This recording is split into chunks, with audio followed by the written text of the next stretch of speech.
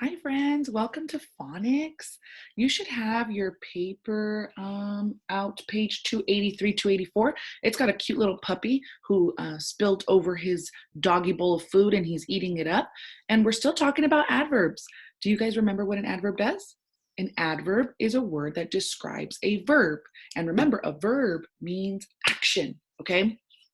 So an adverb is going to tell you how the action verb is done. I'm going to share my screen and we're going to jump right into our paper.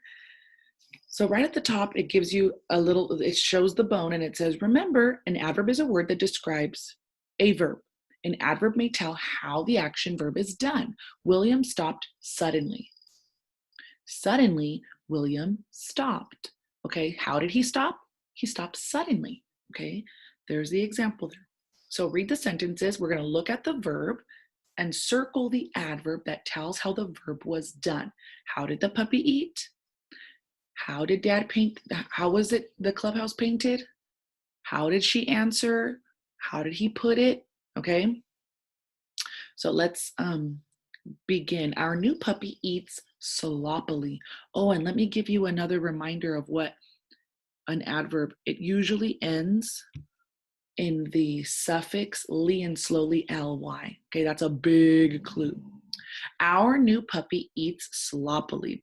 So we're gonna circle the adverb and draw a small arrow. We already did this with adjectives and nouns, right? So we're gonna circle the adverb sloppily. It ends in ly and slowly ly, and sloppily is how he ate. Okay, sloppily is describing the way that the puppy ate. Dad painted our new clubhouse beautifully. How did he paint? Beautifully.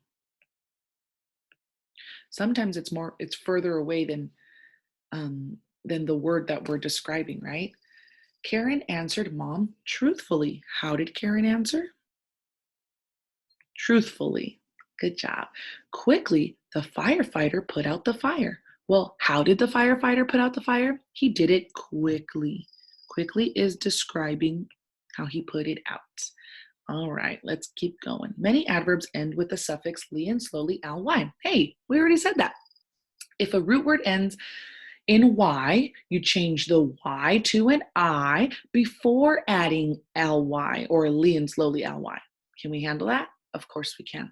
So happily is not happily, it's happily, and we would change the y to an I before adding ly. Hey, that rhymes again. The other little song that we sing for change the y to an I before adding er or est, that rhymes too, and this one does also. Easy. Change the y to an I before adding ly. Let's keep going. Messy turns into messily. Change the y to an I before adding ly. Slow and ly, well, slow doesn't end in a y, so we're not changing anything. All we're going to do is add ly and slowly ly.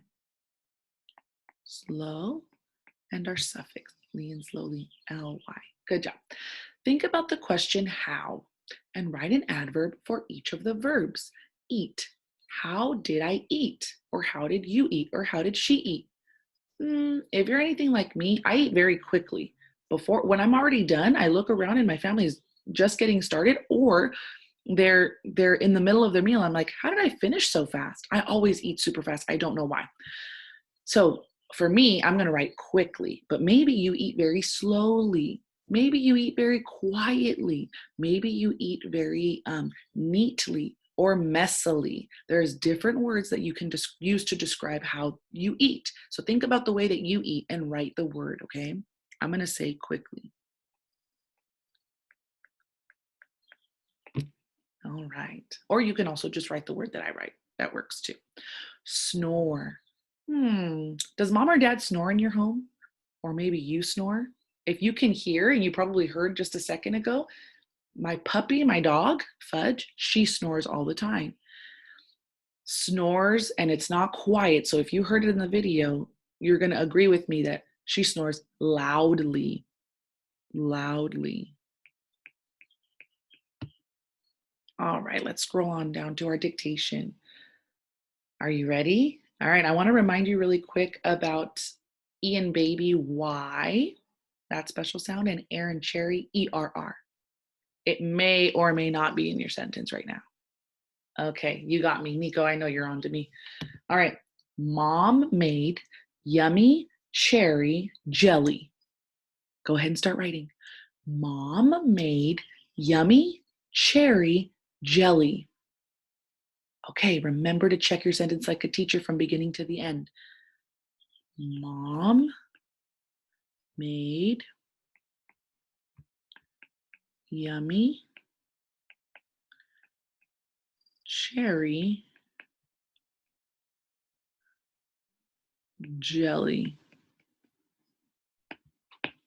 And it ends in a period. All right, let's go on to the back. We're talking about antonyms here. Remember, an antonym means the opposite. So they gave you a word on the bottom. And I remember when we were in the classroom, some of you, well, you wouldn't read the directions correctly and you thought, just by looking at it, oh, they want us to write the word that's down below. That's not what they're asking you to do. Do not write low in the first blank. You're looking for the opposite of low. Does that make sense? Okay. My family is camping. What's the opposite of low? Low or high. High in the Rocky Mountains. We bought what's the opposite of small? Large tent and camper. I like to sleep in the tent. In the, what's the opposite of morning? Evening. We build a campfire and roast. Opposite of cold? Hot. Dogs and marshmallows. It gets, what's the opposite of hot? Cold. At, opposite of day is night. So we wear jackets and sit. Opposite of far is near the fire. When it gets, opposite of light again, dark. I can see so many stars. The sky is, what's the opposite of something that's empty? It's either empty or full. Good job. The sky is full of them. The trees are so short. No, what's the opposite? Tall. That they seem to touch the ground or the sky. Yes, the opposite of ground is sky.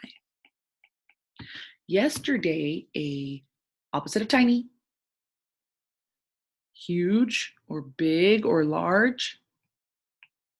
Huge moose walked right by our campground. Camping is awful.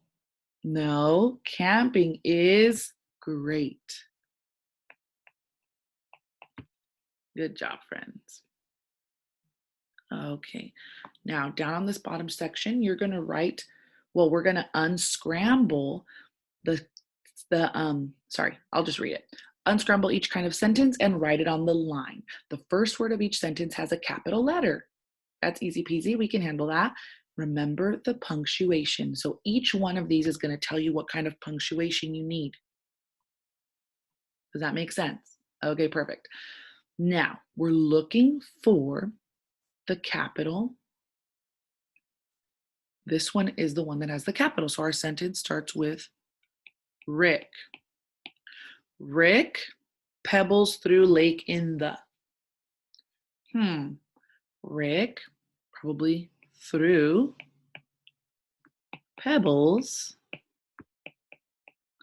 in the, oh, what a weird K, lake, period, because it's a declarative sentence. It's only telling you information. Next, interrogative. Let's look at which one's the capital. Can. Can. And then you rocks skip or you skip rocks. Can you skip Rocks. Interrogative means question mark. Good job, friends. Exclamatory. Surprise, great, what a. Well, we know the capital is on what. What? Surprise, great, a? No, what a great surprise. Exclamation point because it's an exclamatory sentence. And imperative. Remember, imperative is commanding you to do something. Pick twigs up, please, some. Well, the capital letter is in please. So that's the first word we write. Please pick twigs up some. That doesn't make any sense at all. Please pick up some twigs. That makes more sense. Is that it? How does it end? A period. Very good. All right, friends. You did so amazing. That's it. That's the end of our paper there.